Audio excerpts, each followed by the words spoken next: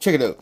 We were bored, so we made some breaded chicken breast.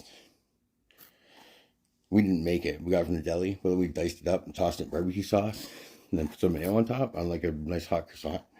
And it is amazing. Anyway, so that's what our snack is.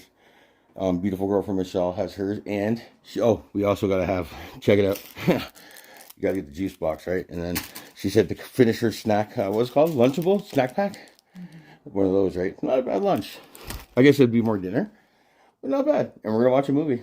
So keep your stick on the ice, and I hope you're eating well. We are.